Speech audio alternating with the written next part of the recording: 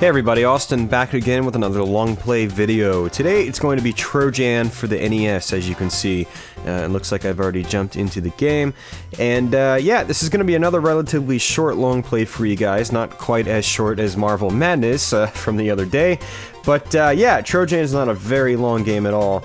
And in this particular run, I also skipped quite a few sort of like side areas that aren't really necessary to go to. For instance, on these first couple of stages, you have sewers you can go into. You could fight sort of a mini-boss sometimes, as well as grab a bunch of power-ups and so forth. Power-ups that are really nice to have, and I recommend picking them up if you're not used to this game, but they're not necessary at all to get through the game either. For instance, some of these power-ups you can get in the sewers include a P icon, which actually pretty much, I want to say it doubles your attack power, or maybe even triples it. It makes you a lot more powerful with your attacks, and so you can actually blaze through certain parts of the game if you have that power-up.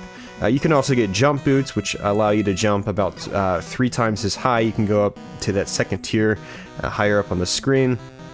And yeah, there's some other things you can get, like speed up to make you walk faster, etc, etc. Most of the power-ups, except for the P, are temporary, and or if you die, you'll lose them. So, Trojan is a pretty fun game. It's very reminiscent to early side-scrolling brawlers like Kung Fu or Kung Fu Master, Vigilante. It's in that sort of same vein of gameplay. Splatterhouse, to a degree, was kind of that way. And it's, you know, a lot of those early Capcom games on the NES, you know, like Ghosts and Goblins in 1942, they really weren't very good arcade conversions. Trojan, fortunately, was a pretty solid conversion, and it's actually a lot of fun to play. Again, it's a really short game, but it's fun to play, and it's definitely a decent NES game, that's for sure. I definitely recommend checking it out. And if you're the kind of person that likes to play real cartridges, it's a very cheap cartridge too. It's not one of those expensive NES games, fortunately. So, but Trojan has pretty much 3 different abilities he can do. He can attack with his sword, and then he can jump, and then he can hold his shield up. And jumping in this game is a little unconventional per regular NES standards, and you have to actually tap up to jump. So people familiar with like Commodore and Amiga games, Commodore 64, I'm sorry, and Amiga games, will be, you know, they'll get used to that pretty quickly. At first, it seems like it's a kind of a weird choice to make, but on the other note, you press B to pull up your shield, and your shield can actually be a really, really important aspect of the game, so it's something you will get used to. And, you know, I definitely recommend, like you see here, getting used to using your shield as well. It can really be a savior, as it blocks pretty much most attacks in the game, I want to say. Most, not all of them. Well, yeah, actually, it might even block every attack in the game, now that I think about it.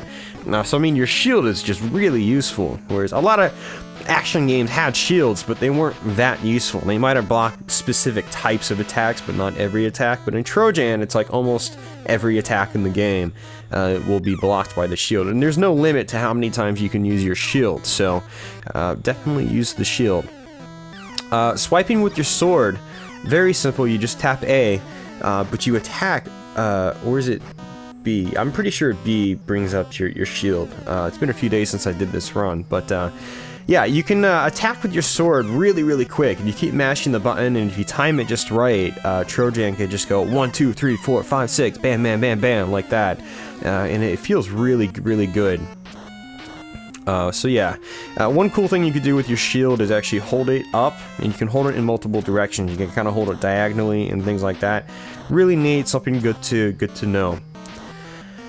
So, now, one of the big things about Trojan are the boss fights, and bosses in this game aren't really cheap per se. Like, they won't get cheap hits on you, because every boss in the game, every single boss in the game can be controlled in terms of, they have patterns to follow, and as long as you follow the patterns, you pretty much control the flow and rhythm of the boss fight, and you can just absolutely dominate the bosses. I mean, if there was like a boss rush mode or something, you could probably get through it without getting hit once, as long as you're following the patterns to a T. Now that takes endurance and patience. Not everybody has that, and I especially don't. As you can see, I've already gotten hit a ton of times even on some of these bosses. And but every boss has a pattern. First is this guy. You just want to jump in, hit him, move back, jump in, hit him, move back, just like this. You will always hit him as long as you get in close enough. And he always seems to attack low, at least when you jump in. So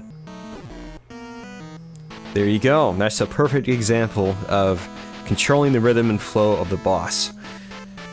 Now, many bosses in the game, at least the first few, are regurgitated. So, for instance, the boss of this stage is going to be that level 1-2 boss that we fought earlier in the video.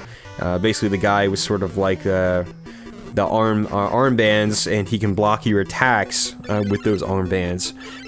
So you have to basically wait until he throws a projectile over your head, and he's sort of like in a certain pose, and you can jump in and attack him. And you'll see that as we get to him just shortly. So, you know, Trojan is not a very complicated game, and never was, but it's still a fun game. You know, games don't have to be overly complicated to be enjoyable, in my opinion anyway. So here's another sewer. I actually did start going into the sewers in this stage because you actually have to on this one, because the sewers here actually have your keys in order to progress. So these sort of like doors up top, they open up when you have the key. If you don't have the key, they will not open up. So here's the boss I was telling you about. I was just explaining 2 seconds ago. So I like to wait until he throws his upper projectile over me, and then it gives me a few moments to jump in and attack him. Now, I actually had the P icon, so it took a lot less hits than it normally would have to beat him. Now, it's been a few days since I've actually recorded this run, and I want to say that I die at this part. It just could get really actually chaotic. Or not. I actually got the speed icon, which was really nice in that last sewer, and the speed icon makes that part a lot easier. Basically what happens is you have all those soldiers coming at you from both directions, but you also have those little grenades falling out from the holes in the wall, and so you have to watch out for that. And you know, you might be sitting there trying to attack the soldiers, but you know, you might be getting pummeled by those grenades in the wall as well. So you definitely got to be careful. Actually, now that I think about it, I don't think I die until I want to say I don't die till the final stage.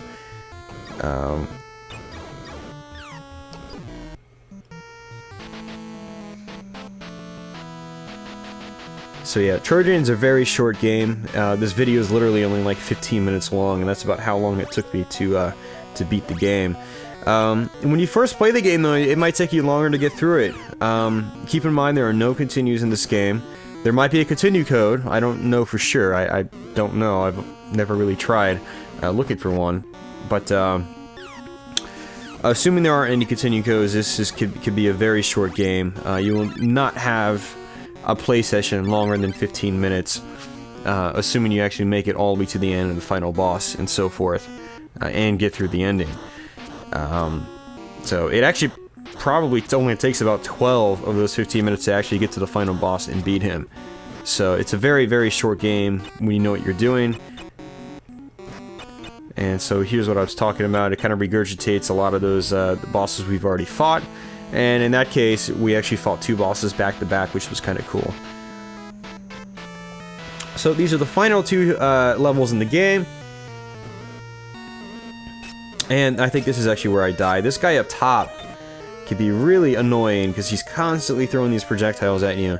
Now, if I had the jump boots, and I'm pretty sure there are some jump boots you can get somewhere here. If you keep swiping on random places, you will make power-ups appear. And I was not doing that as I was going through that part, but it looks like I survived pretty well. I think it's this next stage that I die at.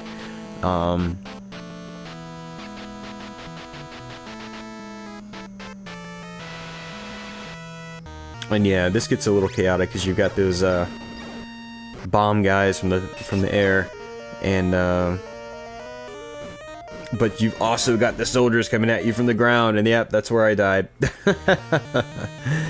So, but as you can see, I'm using my shield as the sort of bombs come down. But now I've got the jump boots, and I can get up there and attack those guys, and I totally missed that guy, which was bad. Alright. It definitely makes your life easier if you can get up there and just kill those guys before they start shooting.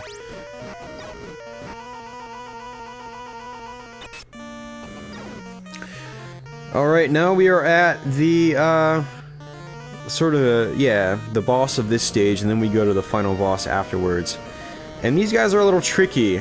You have to wait for their sort of maces to be, I died again. You gotta wait for, their maces to be in the back frame of their animation. So they swing it forward, swing it back, swing it forward, swing it back, and you have to jump in when it's back. They get close to ready to swing it at you when you jump in, and you need to just hit them in the head and then pummel them a few times and then take them down. I think I do this guy without even getting touched. Yeah. Those guys could be really tough. They could kill you really, really fast. And here's the final boss. And the final boss, just like any other boss in the game, can be very controllable. What I do is just jump in on them. Jump. Jump. Jump. Jump. Jump. Just like that. Rinse and repeat. And then you pretty much beat the game. Now, that's sort of my way of doing it. I think there is a different way you could beat that final boss. But I was trying to play it safe and not die. Thanks to you, we have finally defeated whatever his name is. The world will be in peace again. We praise your love and courage that has carried us through our desperate struggle. Whatever that desperate struggle was, I have no idea. I'm sure they describe it in the manual somewhere. The good old days of video gaming where stories were rarely told in the actual game, at least in the intro. And when they did, they were usually filled with English and made absolutely no sense. But yeah, so there you guys have it. We Trojan for the NES. A pretty cool game overall. I like it. It's a game I've always enjoyed on the NES. If you've got an NES or if you're down for emulation, I'd recommend giving this a try if you haven't done so already. It's a fun game. It's not too difficult. And yeah. So anyway, guys, I'm going to go ahead and just cut it off here. I want to say thanks for watching, and as usual, thanks for subscribing, and I'll be back with some more long plays, let's plays, and hopefully reviews sometime in the near future. So, until then, take care, guys.